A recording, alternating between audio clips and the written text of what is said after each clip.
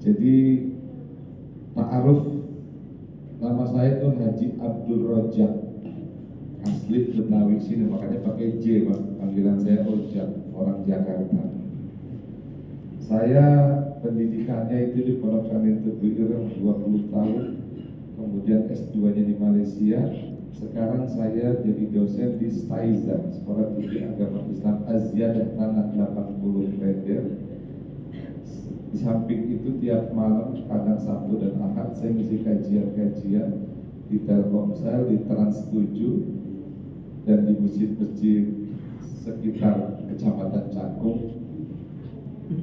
Itu Bapak Ibu hadirin Allah Subhanahu wa Ta'ala, kenapa sih di bulan Ramadan ini ada peningkatan tausiah-tausiah? Biasanya kan nggak ada habis zuhur tausiah, betul?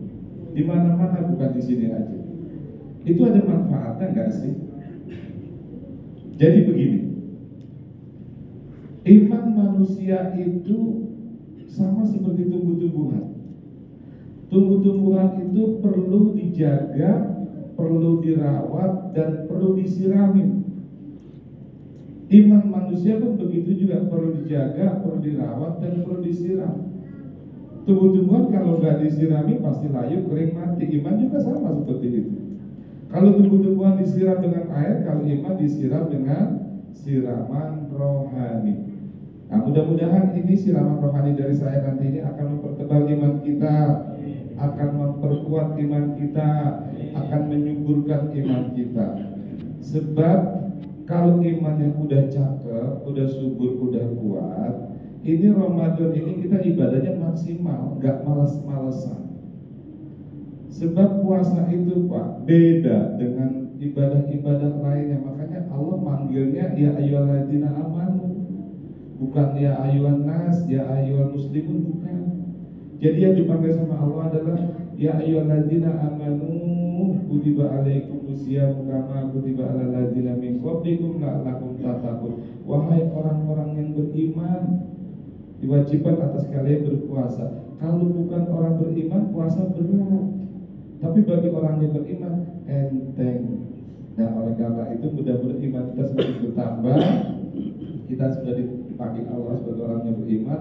Pada akhirnya la'allakum tattaqun, kita akan memperoleh kenikmatan berupa orang yang bertakwa. Baik, itu hanya introduction Pak, mukadimah.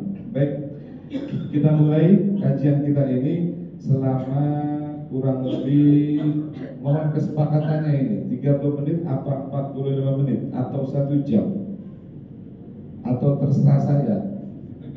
Terserah saya, tapi nanti jangan ngedumel Pak.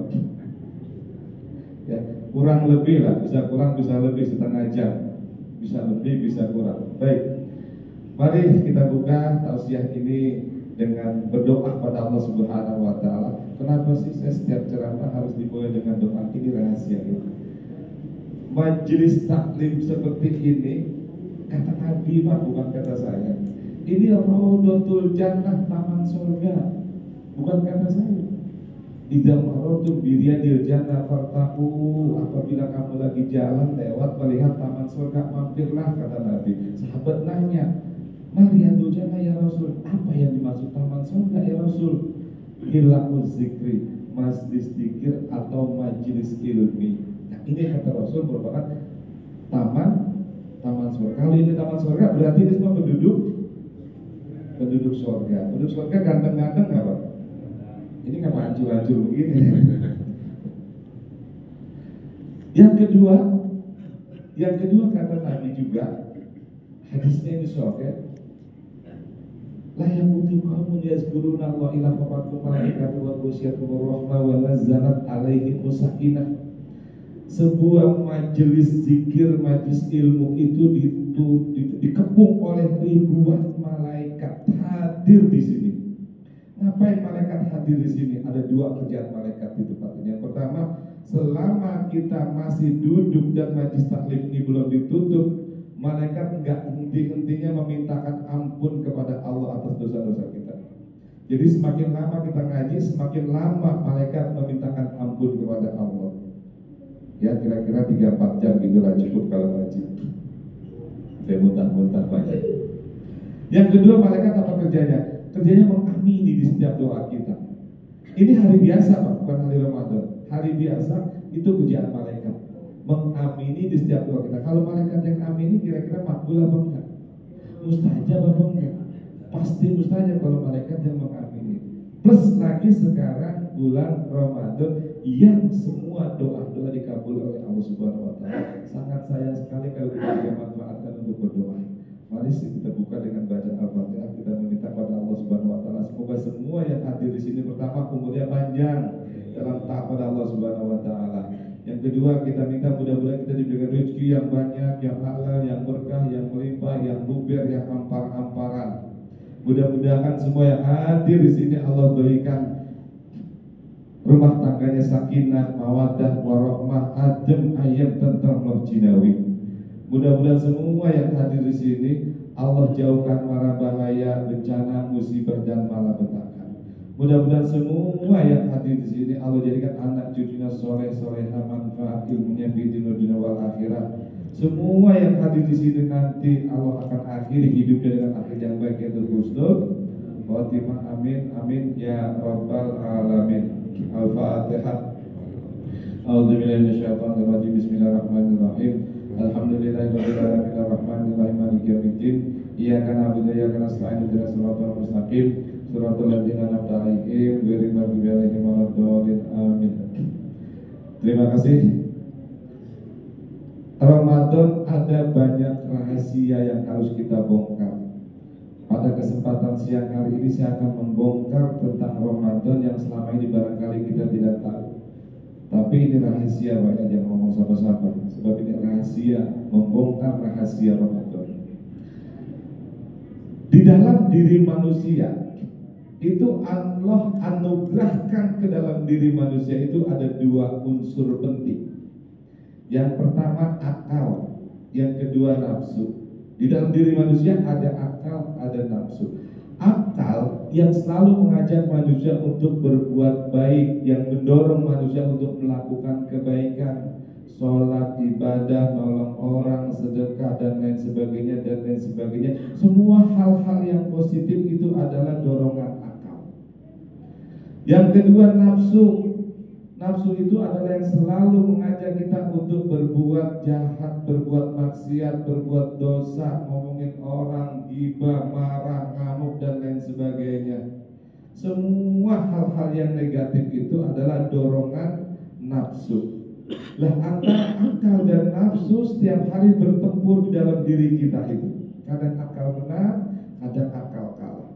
Satu contoh umpamanya, ketika kita lagi jalan dengar suara adzan zuhur, mampir di Masjid Al-Ikhlas. Nah, itu akal menang, sholat jamaah. Setelah selesai sholat, keluar niat sendal bagus, ambil yang bagus, buang yang jelek, kata Ustadz begitu. Baru sebentar aja udah berubah pikirannya, akalnya kalah, ambil sendal orang yang lebih bagus. Itu satu contoh. Pendek kata, sehari-hari hidup kita bertempur antara akal dengan nafsu itu 50-50 Pak. Posisinya 50-50. Itulah manusia kadang-kadang kita kadang berbuat baik, kadang berbuat gak baik. Pagi baik banget, sore udah kagak baik lagi. Itu selalu 50-50, sering. Kemudian ada satu lagi makhluk yang di luar dari diri manusia, namanya setan. Setan ini bukan bagian dari manusia, itu di luar diri manusia. Itu kerjanya masuk ke dalam diri manusia, terus kemudian kerjanya membantu kerja-kerja setan, kerja-kerja nafsu. Akhirnya di dalam diri kita terjadi pertempuran yang tidak seimbang. Satu akal melawan dua musuhnya, nafsu dengan setan. Nafsu dengan setan meroyok akal. Kira-kira yang menang siapa nih Pak? Yang menang dua lawan satu, pasti dua yang menang. Itu artinya apa? Artinya manusia sehari-hari lebih banyak berbuat salah daripada berbuat baik. Lebih banyak berbuat maksiat daripada berbuat ibadah. Makanya para ulama membuat satu makalah namanya Al-insanu mahalul khotok wa nisyan. Manusia itu tempatnya salah dan lupa. Ada dua kelemahan manusia karena ada dua musuhnya. Nah, Akhirnya bagaimana? Akhirnya manusia itu lebih banyak berbuat salah daripada berbuat baik. 25% berbuat baik, 75% berbuat tidak baik, berbuat maksiat. Ini kalau dihisab di yaumil hisab nanti, maka tidak ada satupun manusia yang masuk surga karena kesalahan lebih banyak daripada kebaikannya. Apakah Allah menciptakan manusia untuk dimasukkan ke dalam neraka? Tidak. Allah menciptakan manusia untuk dimasukkan ke dalam surga. Sebab nenek moyang kita itu Nabi Adam dan Siti Hawa itu asli penduduk surga. Anak cucunya nanti akan dikembalikan ke surga. Cuma kadang-kadang kita nggak tahu jalannya, Pak. Dikembalikan, nggak tahu lagi kampung halaman yang asli kita itu. Malaikat ini, Nabi Adam ini rajanya malaikat, Pak. Nabi Adam, bapak moyang kita itu rajanya malaikat. Semua malaikat itu hormat. Bukan sujudnya, bukan sujud menyembah, tapi sujud hormat semua dengan Nabi Adam. Jadi kita ini anak cucunya malaikat. Setan apa malaikat kalau ketemu kita manggil Den mau kemana Den jangan maksiat terus Den, karena kita anaknya raja, anaknya Nabi Adam. Nah, baik. Kemudian kalau kondisi seperti itu, maka manusia tidak ada satupun yang masuk surga karena tidak mampu melawan dua musuhnya yang hebat, yaitu nafsu dengan akal. Tapi Allah ngotot, tetap manusia harus dimasukkan ke surga, bukan untuk ke neraka. Bagaimana caranya? Akhirnya Allah ciptakanlah Ramadan. Lah bagaimana Ramadan ini ceritanya bisa menjadi, terutama umatnya dan Muhammad harus masuk surga semuanya? Allah ciptakan Ramadan. Begini ceritanya. Konon, jangan dibalik Pak ya. Di dalam kitab Duratul Nasihin itu diceritakan begini. Ketika Allah menciptakan akal, kemudian akal itu ditanya oleh Allah, wahai akal, siapa engkau, siapa aku? Kata akal, aku adalah hambamu dan engkau adalah Allah Tuhanku. Bagus. Kemudian akal dimasukinlah ke dalam diri manusia. Kemudian Allah menciptakan nafsu. Setelah Allah menciptakan nafsu, Allah tanya kepada nafsu, wahai nafsu, siapa engkau, siapa aku? Kata nafsu, aku, engkau ya engkau. Engkau tidak mengakui nafsu aku sebagai Tuhanmu, tidak. Akhirnya nafsu dimasukin ke dalam neraka jahanam selama 100 tahun. Setelah 100 tahun nafsu diangkat, ditanya lagi oleh Allah, nafsu siapa engkau, siapa aku? Kata nafsu, ya engkau ya engkau, aku ya aku. Kau tidak mengakui aku sebagai Tuhanmu, tidak. Dimasukin lagi nafsu ke dalam neraka jahanam selama 100 tahun. Selanjutnya diangkat lagi, ditanya lagi, jawabannya masih kayak gitu. Akhirnya nafsu dimasukin ke dalam neraka juk, yaitu neraka lapar. Selama 100 tahun nafsu dimasukin ke dalam neraka juk, tidak dikasih makan, tidak dikasih minum. Kemudian 100 tahun kemudian diangkat dan ditanya, nafsu siapa engkau, siapa aku? Sambil lemes nafsu menjawab, ya engkau adalah Allah Tuhanku, aku adalah hamba. Bagus, udah sadar loh kata Allah. Dimasukinlah nafsu ke dalam diri manusia. Lah berarti kelemahannya nafsu ada dibuat lapar, ada dibawa puasa. Kemudian ada satu lagi nih makhluk musuh kita yang sangat hebat, kuat, gede, tinggi, hitam, mabok, betatung, antingan. Namanya apa? Setan. Setan ini sangat kuat. Di mana letak kelemahannya setan di bulan Ramadan ini? Dijawab oleh Nabi Muhammad SAW. Kata Nabi, idza ja'a Ramadhanu futihat abwabul jannah wa ghuliqat abwabun nar wa subidatis sayatir, rawahu Muslim. Hadis ini sahih. Kata Nabi, apabila Ramadan tiba, makanya anak-anak itu kadang-kadang suka nyanyi Ramadan tiba, Ramadan tiba. Itu redaksinya Nabi itu.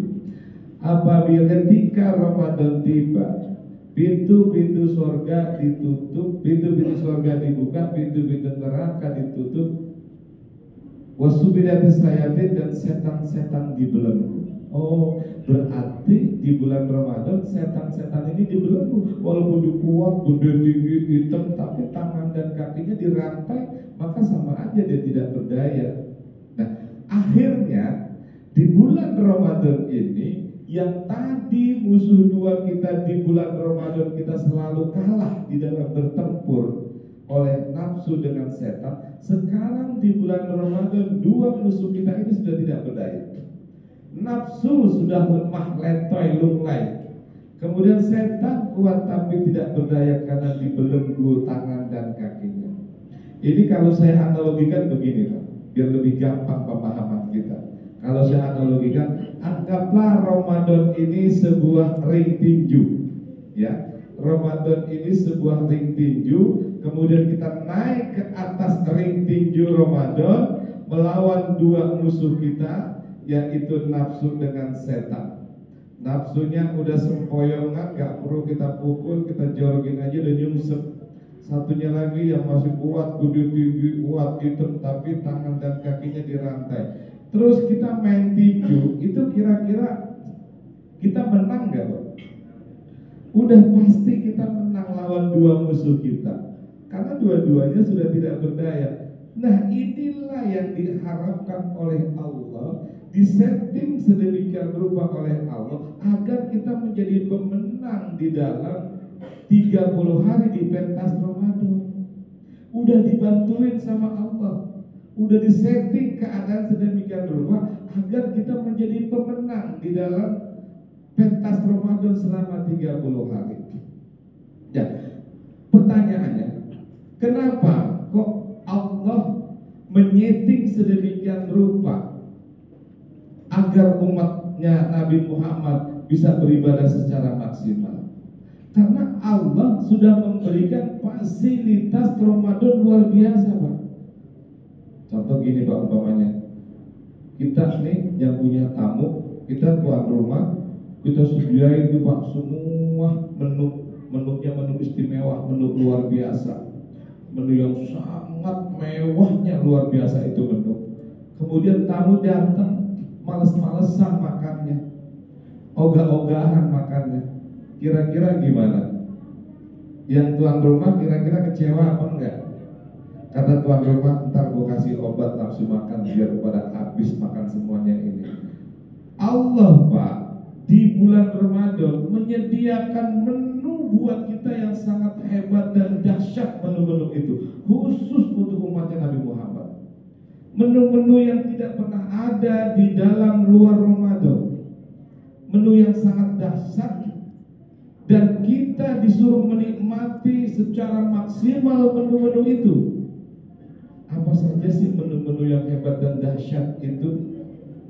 Yang pertama, menunya adalah Allah lipat gandakan amal perbuatan baik kita di bulan Ramadan.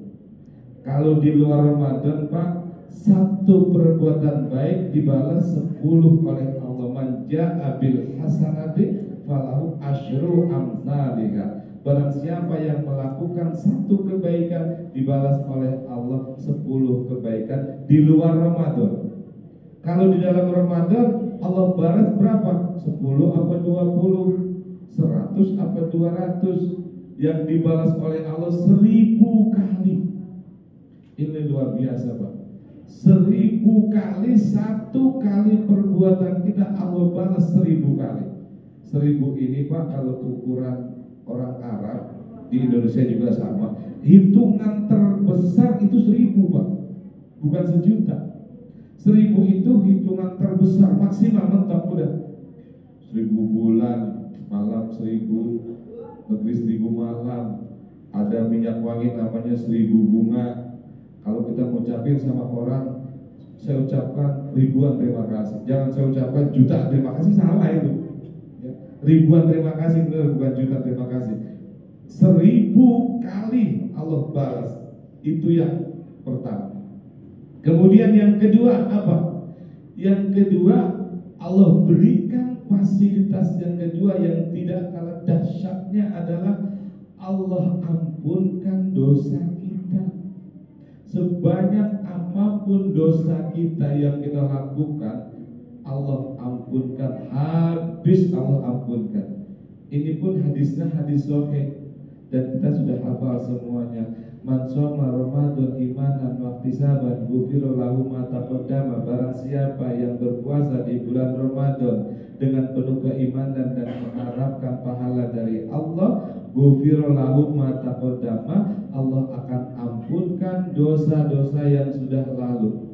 Sudah lalu itu bukan 1 tahun, Pak, berapa tahun aja, tapi masih menyimpan dosa. Habis di bulan Ramadan, syaratnya puasanya imanan wa ihtisaban karena Allah dan mengharapkan pahala dari Allah.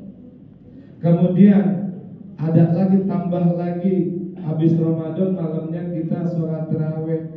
Sholat tarawih itu sunnah muakkad, Pak. Kenapa sunnah muakkad? Karena di dalamnya ada kedahsyatan yang sangat luar biasa sehingga dikasih muakkad.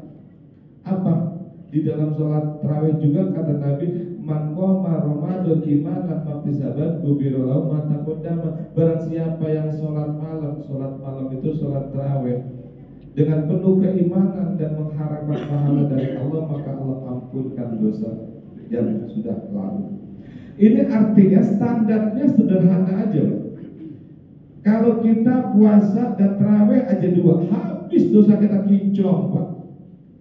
Ya syukur-syukur ditambahin dengan tadarus, ditambahin dengan sedekah, ditambahin dengan sedekah. Itu sangat bagus sekali, mumpung dilipat gandakan 1000 kali. Tetapi standarnya puasa saja yang benar sama tarawih yang benar, habis dosa kita sudah.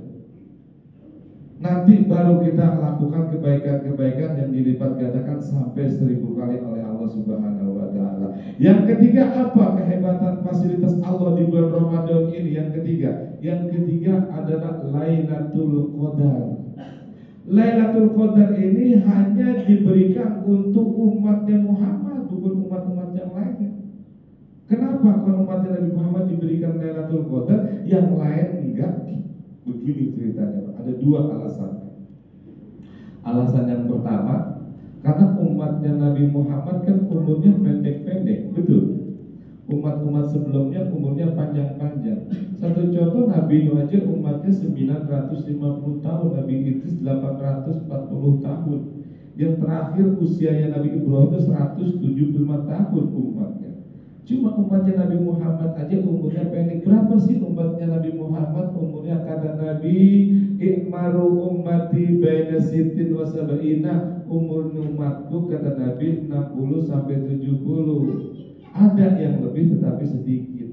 Artinya umur cuma 70 tahun. Sekarang kita main matematika, Pak. Kita main logika matematika. Umpamanya umatnya Nabi Muhammad umur 70 tahun, lawan umatnya Nabi Nuh 950 tahun, sama-sama beribadah. Kira-kira pahala yang paling gede pahalanya umat siapa? Umat Nabi Nuh. Sebab usianya 950 tahun dibuat ibadah, umatnya Nabi Muhammad cuma 70 tahun dibuat ibadah, pasti pahalanya lebih gede umatnya Nabi Nuh. Betul kan? Karena lebih lama dia beribadah. Lah kalau lebih lama dia beribadah, otomatis hadiahnya berupa surga sama apa enggak dengan hadiahnya berupa surga umat Nabi Muhammad? Tidak sama lah, pahalanya beda besarnya kok. Maka hadiah surganya beda. Surganya umatnya Nabi Nuh surga VIP, umat Nabi Muhammad surganya surga ekonomi. Lah terus umatnya Nabi Muhammad kalah ternyata dengan umat-umat sebelumnya. Lah di mana kata Allah di dalam surat Ali Imran ayat 110, kuntum khairu ummatin ukhrijat linnas. Umat Nabi Muhammad umat terbaik di antara seluruh umat, terbaik umatnya Nabi Muhammad. Terbaik gimana? Orang surganya ekonomi kalah sama umat-umat sebelumnya, surganya VIP. Di mana letak kehebatan umatnya Nabi Muhammad? Tidak, tetap Allah ngotot, tetap umatnya Nabi Muhammad umat terbaik. Maka solusinya diciptakanlah Lailatul Qadar. Nah, dengan Lailatul Qadar khusus untuk umatnya Muhammad ini, walaupun umurnya 70 tahun, tapi bisa nyaingin umur yang ratusan tahun. Sebab beribadah 1 malam di Lailatul Qadar sama dengan 1000 bulan. 1000 bulan sama dengan 83 tahun lebih 4 bulan. Satu contoh umpamanya, ya, ini saya ambil contoh yang nggak ada di sini, mudah-mudahan namanya Pak Amin umpamanya. Pak Amin umatnya Nabi Muhammad usianya 70 tahun ya. Kemudian beribadah di bulan Ramadan, ketemu Lailatul Qadar 10 kali. Berarti 83 tahun kali 10 berapa? 830 tahun. 830 tahun. Seperti itulah usianya Pak Amin kalau ketemu 10 kali. Kalau ketemu sekali sama seperti usianya 83 tahun. Contoh begini Pak, umpama malam ini adalah Lailatul Qadar. Kemudian kita sedekah sama orang, sedekah 1000, sedekah 1 juta sama orang. Pas ketepatan malam itu malam Lailatul Qadar. Itu artinya sama saja kita sedekah 1 juta kepada orang itu setiap hari selama 83 tahun. Itu begitu logikanya. Pada malam Lailatul Qadar kita sedekah 1 juta kepada seseorang, itu sama seperti kita sedekah 1 juta setiap hari selama 83 tahun. Coba kalau dirupiahkan berapa itu Pak? Kalau dirupiahkan berapa? 1 juta kali 83 tahun. Malam Lailatul Qadar kita sholat umpamanya usolli sunnatan Lailatul Qadri Lailatul Qadri rakaataini lillahi ta'ala Allahu Akbar, atau usolli sunnatan taubat, atau sholat apalah, atau sholat raweh ya, atau sholat tahajud, atau sholat apa saja, atau kita baca Quran tadarusan, pas kebetulan malam itu malam Lailatul Qadar, itu sama saja kita sholat 2 rakaat setiap malam selama 83 tahun. Baca Quran setiap malam selama 83 tahun. Begitu logikanya Pak. Dan ini hanya dimiliki oleh umat Muhammad. Akhirnya umat Nabi Muhammad usianya pendek-pendek, tapi ibadahnya mengalahkan umat-umat yang sebelumnya. Belum lagi ganjaran di bulan Ramadan 1000 kali dilipatkan. Umat-umat sebelumnya nggak dilipat gandakan Pak. Ya beramal satu-satu ya. Hanya umat Nabi Muhammad yang Ramadan dilipat gandakan sampai 1000 kali.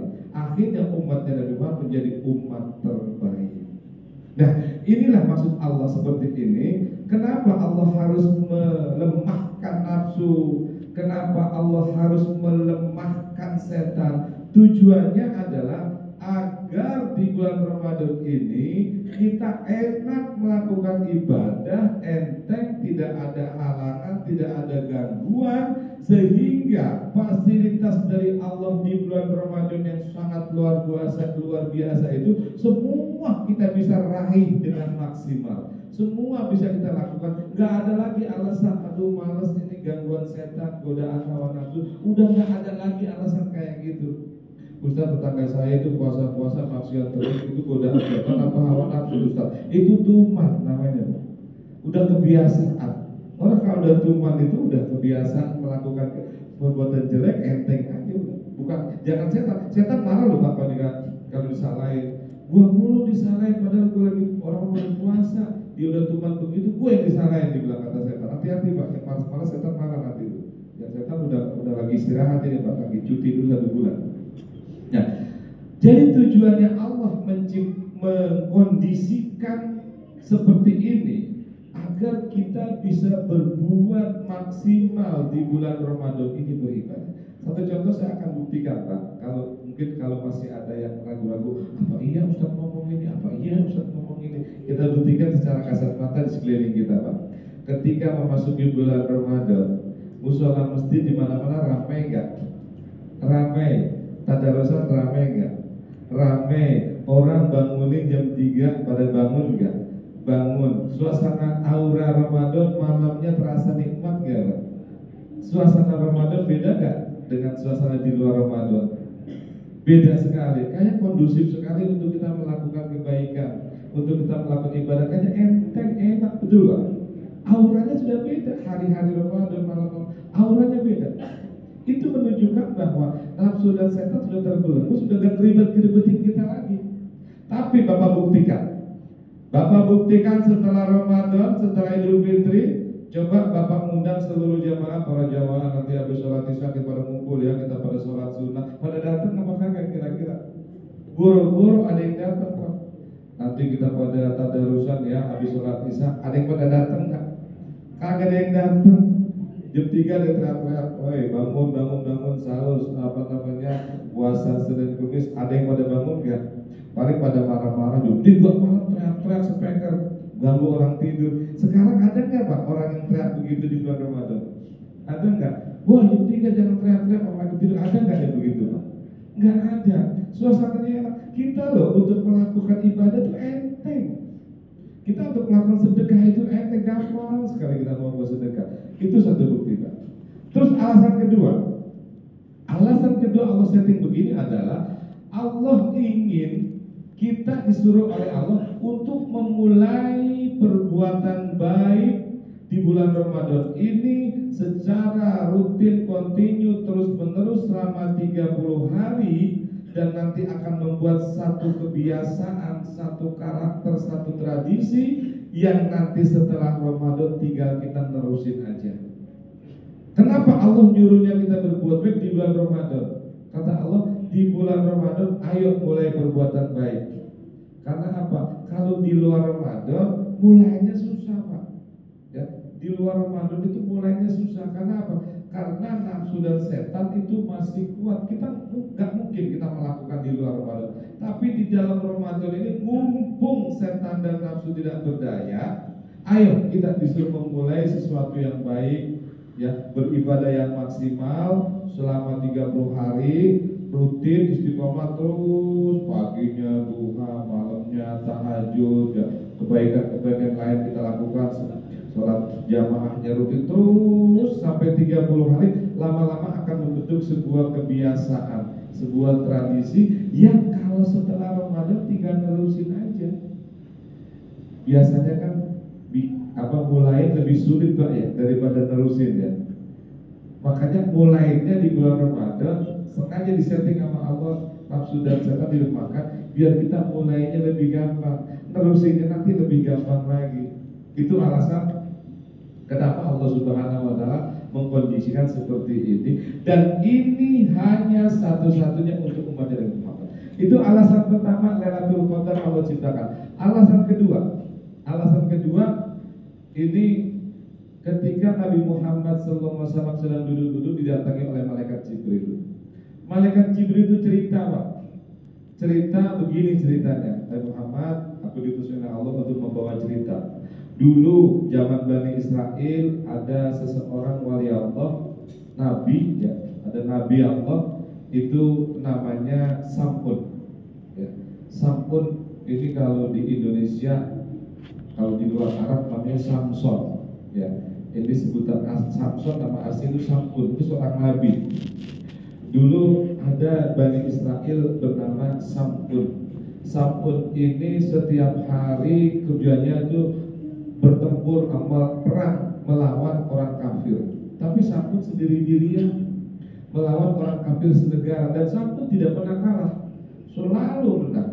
Sampai akhirnya raja ini mengutus Intel diutus, kemudian disuruh mata-matai Sam'un ini di mana rumahnya, siapa keluarganya. Akhirnya Intel mulai bekerja, ternyata ketemu rumahnya Sam'un ternyata istrinya masih kafir. Akhirnya istrinya diajak kongkoliko. Kata Intel ini, Bu, gimana kalau ibu bunuh suami ibu Sam'un, nanti ibu saya kasih uang sekian banyak, berapapun ibu minta. Kata istrinya, kalau bunuh suami saya masa nggak bisa, kalau bantuin bisa. Ya udah gini aja, ikat aja nanti waktu dia tidur sampai dadung yang gede. Akhirnya pas Sam'un tidur diikut sama istrinya sama dadung yang gede sekali. Kemudian Sam'un paginya bangun, kata Sam'un, siapa ini yang ikat tangan kakiku? Saya Bang, kata istrinya. Kenapa kamu ikat tangan aku? Enggak Bang, saya cuma mau pengen tahu, katanya abang itu kuat, kalau perang nggak pernah kalah, makanya saya pengen tahu tuh kehebatan abang. Saya pengen pakai mata saya, kepala saya sendiri, gimana sih letak kehebatan abang. Ya ini tali kayak gini mah kecil buat saya, kata Sam'un. Terus kemudian digerakkan sedikit aja tangannya, udah putus itu tali semuanya. Kemudian lapor kepada Intel, Pak Intel, nggak bisa itu udah dulu gitu mau kecil banget buat suami saya. Ya udah ganti ini sama rantai kapal. Rantai gede banget, rantai kapal. Ntar kalau udah tidur diikat sama rantai yang sangat besar sekali. Setelah sampun bangun, siapa ini yang ikat tangan kaki saya dengan rantai seperti ini? Saya, Bang, kenapa kok kamu ikat seperti ini? Saya cuma pengen uji kemarin pakai talinya putus. Saya akan coba apa kuat ya kalau pakai rantai. Cuma pengen tahu doang, Bang, kalau suami saya itu orang kuat. Kata si Samput, ini kecil, akhirnya rontok rantai. Kata Samput begini, Dek, ketahuilah Dek, aku ini walinya Allah. Ya, aku ini nabinya Allah. Aku diutus oleh Allah dan aku diberi kekuatan untuk tugasku memerangi orang kafir. Jadi gak ada di dunia ini barang yang bisa mengalahkan aku kecuali rambutku. Keceplosan sampai ya. Kecuali kelemahanku ada di rambut. Kalau di Indonesia yang jadi Samsung itu Bunyamin, kelemahannya di ketek. Itu salah itu. Jadi tadi tidak begitu. Iya, salah. Kalau aslinya itu meniru-niru Samsung itu aslinya di rambut. Jadi Samsun itu rambutnya gimbal sampai ke kaki. Ya, rambutnya bukan gimbal maksudnya. Orang negro rambutnya dipelintir-pelintir begitu ya, bukan gimbal. Rambutnya dipelintir-pelintir begitu, cocak. Di cocak ada 8 cocakan, kanan 4, kiri 4, sampai ke kaki itu rambutnya Samsun terus di situ. Akhirnya keesokan harinya dia cerita sama Intel, ya udah kebetulan kalau gitu dia udah kasih tahu. Ya keceplosan Samsun. Kadang-kadang kan suami suka keceplosan sama istri, keceplosannya sama istri. Udah gitu pas tidur dipotong rambutnya yang cocak gitu. 8 cocakan dipotong, kemudian dibuat ngikat tangannya, dibuat ngikat kakinya. Setelah Samsun bangun, siapa yang ngikat kaki saya, tangan saya, dan memotong rambut saya? Saya, Bang. Loh kamu gimana sih? Saya udah bilang kelemahan saya di rambut, kok malah rambut saya dipotong dibuat ngikat begini? Kamu gimana ini? Akhirnya istrinya lapor kepada raja. Raja datang dengan membawa pasukan dan diseret Samsun itu dibawa ke jagal manusia, kemudian kakinya diikat 2, tangannya diikat, kemudian dipotong tangannya, dipotong kakinya, dipotong hidungnya, dipotong lidahnya, dipotong kuping dan semuanya habis dipotong semuanya. Samsun nggak berdaya sama sekali. Di tengah kondisi seperti itu kemudian Allah menurunkan mukjizatnya kepada Samsun. Wahai Samsun, dalam kondisi seperti ini apa yang kau minta dari aku? Kata Allah. Kata Samsun, ya Allah, kembalikan kekuatan saya. Cuma itu aja yang saya minta. Kemudian setelah itu tangan dan kaki, hidung dan lidah semua menyatu kembali. Kemudian Samsun bangun, ngamuk itu tembok tiang-tiang istana yang gede-gede kayak itu dia pukul rubuh semuanya. Semua manusia yang ada di dalam ruangan itu termasuk istrinya mati keberkan bangunan yang sangat besar itu. Setelah itu Samsun sebagai ucapan terima kasih dia bernazar kepada Allah, ya Allah, terima kasih atas pertolonganmu. Mulai sekarang aku akan nazar, mulai sekarang aku akan beribadah selama 1000 bulan. Malam aku akan beribadah, sholat, siang aku akan puasa selama 1000 bulan. Dan kemudian ceritanya malaikat Jibril ini disampaikan kepada sahabat-sahabatnya Nabi. Sahabatnya Nabi nangis, sahabatnya Nabi. Kenapa nangis Nabi? Iya, orang Bani Israel umurnya panjang-panjang, bisa beribadah sampai 1000 bulan. Kita umur kita pendek-pendek. Kita juga pengen sebetulnya beribadah seperti umat-umat terdahulu. Sedih, nangis. Akhirnya karena sahabat-sahabat merasa sedih aja, akhirnya Allah berkata kepada Nabi Muhammad dalam hadis qudsinya. Kata Allah begini, Rok'atani fil lailatil qadri khairun laka wali umatika. Sholat 2 rakaat di malam Lailatul Qadar lebih baik buat kamu Muhammad dan buat umatmu min ghazwil sayfi fi Bani Israel, daripada perang selama 1000 bulan kaum Bani Israel. yang dimaksud Bani Israil ini adalah si Samud itu tadi. Akhirnya dengan itu maka akhir terhiburlah sahabat-sahabat dengan Lailatul Qadar. Kita tidak perlu bingung-bingung risau walaupun umat-umat sebelumnya umurnya panjang-panjang. Tenang saja, kita ibadah aja di bulan Ramadan 83 tahun. Kenapa 83 tahun? Biar kita bisa umur pendek tapi seperti umur ribuan tahun. Bapak Ibu yang dimaksud Allah. Sebagai yang terakhir, ada di tengah-tengah masyarakat kita sering sulit membedakan antara nuzulul Quran dengan Lailatul Qadar. Betul? Apakah nuzulul Quran itu pasti Lailatul Qadar? Kenapa kalau Lailatul Qadar kita tahu bahwa itu 10 malam terakhir, tapi Indonesia mengadakan malam nuzulul Quran itu tanggal 17 Ramadan? Begini ceritanya.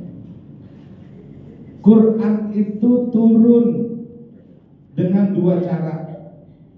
Yang pertama, Quran itu turun dengan secara global, dibawa oleh malaikat Jibril sebagai komandannya, malaikat yang sangat agung dan mulia dengan ribuan malaikat dari Lauh Mahfud ke Baitul Izzah. Malam itu dinamakan malam Lailatul Qadar. Inna anzalnahu fi lailatul qadri. Sesungguhnya aku menurunkan Al-Quran di malam Lailatul Qadar. Wa ma adraka ma Lailatul Qadri. Apakah yang dinamakan Lailatul Qadar itu? Lailatul Qadri khairun min alfi syahrin. Lailatul Qadar itu adalah malam yang lebih baik daripada 1000 bulan. Yang pertama ini adalah Lailatul Qadar. Kapan terjadinya itu Lailatul Qadar? Dirahasiakan supaya orang itu ibadahnya sregep selama sebulan. Walaupun dirahasiakan, tapi Nabi tidak tega sama umatnya. Dikasih clue, dikasih ancer-ancer. Ya samalah kadang-kadang kita sama anak gitu kan, ada rahasia dikasih dikit-dikit biar anak itu paling tidak ada patokan lah buat yang kesian sama umatnya. Dikasih ancer-ancer sama Nabi. Kata Nabi, taharu Lailatul Qadri fil witri min asri awakhiri min Ramadana. Rawahu Muslim, hadis sahih. Carilah Lailatul Qadar di malam ganjil 10 malam terakhir di bulan Ramadan. Oh, berarti 21, 23, 25, 27, 29. Itu hadisnya sahih.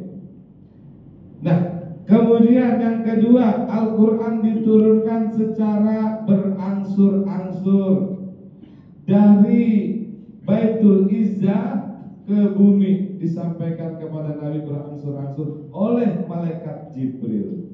Kapan itu terjadinya? 17 Ramadan. Ayat yang pertama turun Al-Alaq di Gua Hira. Nah, inilah oleh para alim ulama yang ditamakan nuzulul Quran.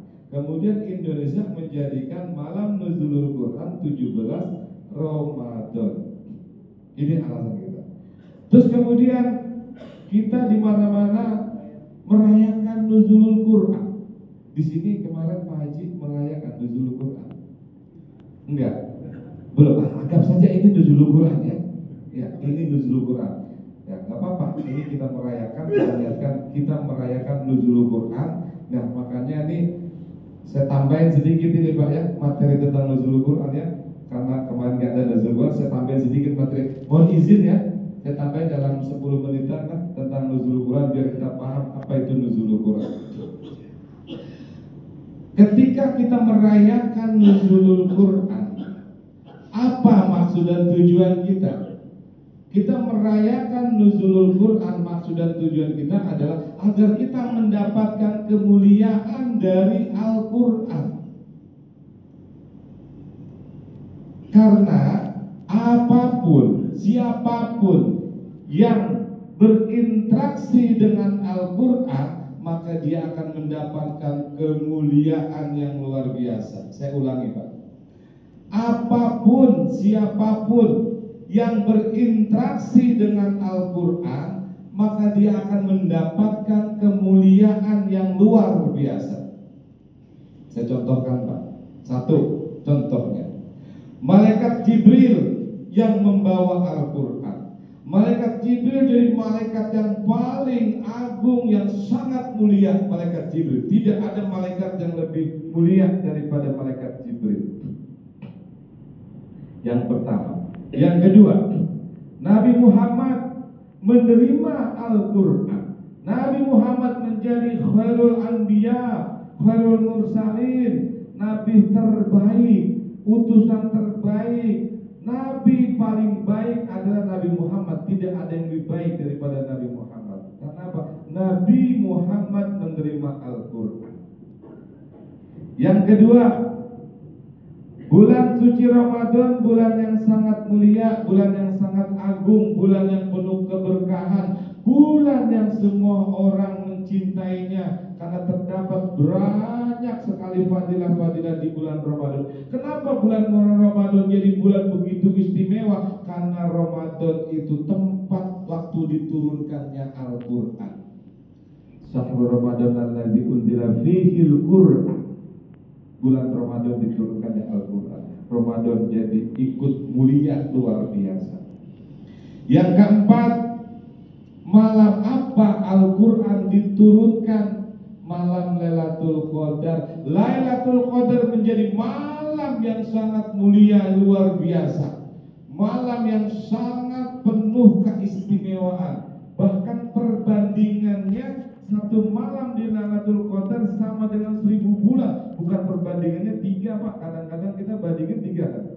Lu sama dia sih 1:3. Begitu kadang-kadang kita kan. Ya, lu sama dia cakepnya sih banding 1:3. Tapi kalau Allah membandingkan Lailatul Qadar dengan bulan-bulan lainnya, malam-malam di Lailatul Qadar, bandingannya 1000. Lu sama dia mah gak ada bandingnya. Cakapan dia 1000 kali. Kalau 1000 kali udah kayak Lailatul Qadar itu orang. Lailatul Qadar menjadi sangat mulia Pak. Karena apa? Karena diturunkan, malam diturunkannya Al-Quran.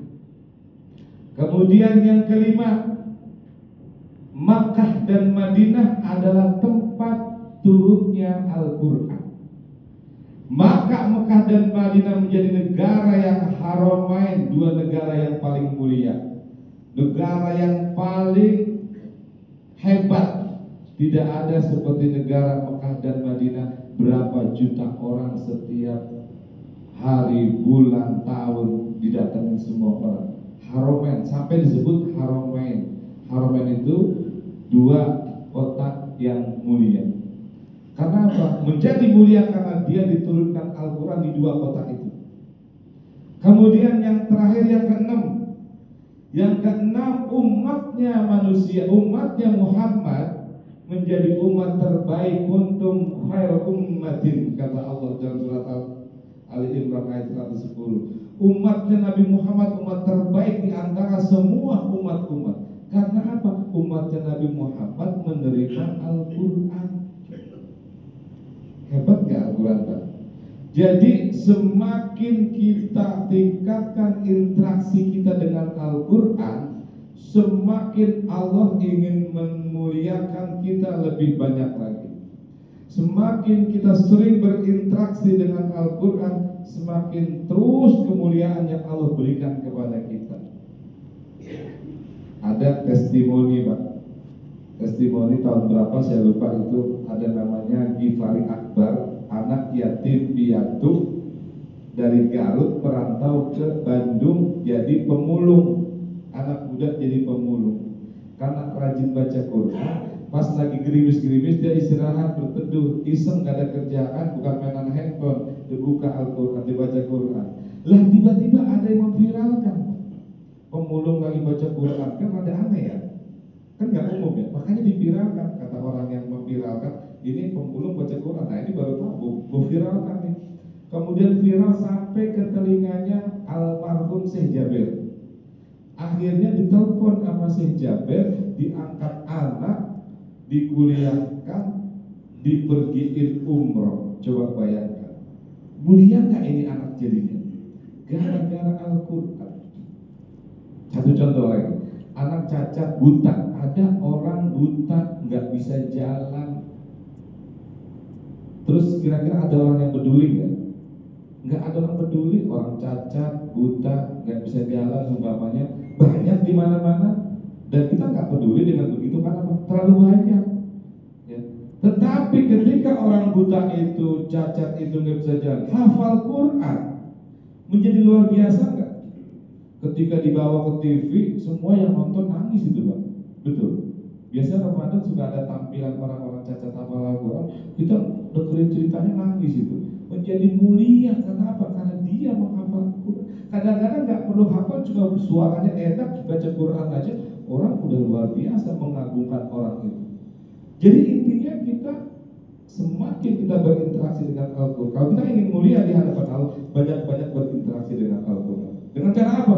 Dengan cara membaca Al-Quran, mengkaji Al-Quran, menghafal Al-Quran, itu semua akan dapat kemuliaan dari Allah Subhanahu wa Ta'ala.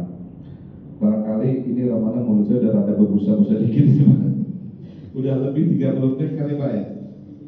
Baik, agar lebih sempurna lagi kajian kita ini, barangkali kita buka tanya jawab, ya Pak ya, untuk menyempurnakan. Kadang-kadang apa yang saya sampaikan. Kemudian kita lihat juga ada hadis lain yang menjelaskan ada dalil lain tentang Al-Quran surat Az-Zumar bermasalah ayat 10 menjelaskan tentang semua amalan orang-orang yang sabar. Kalau tidak salah seperti versi cuma ayat 10, maaf dan semua amalan orang-orang yang sabar itu dicukupkan pahalanya oleh Allah tanpa batas. Yang menjadi pertanyaan saya adalah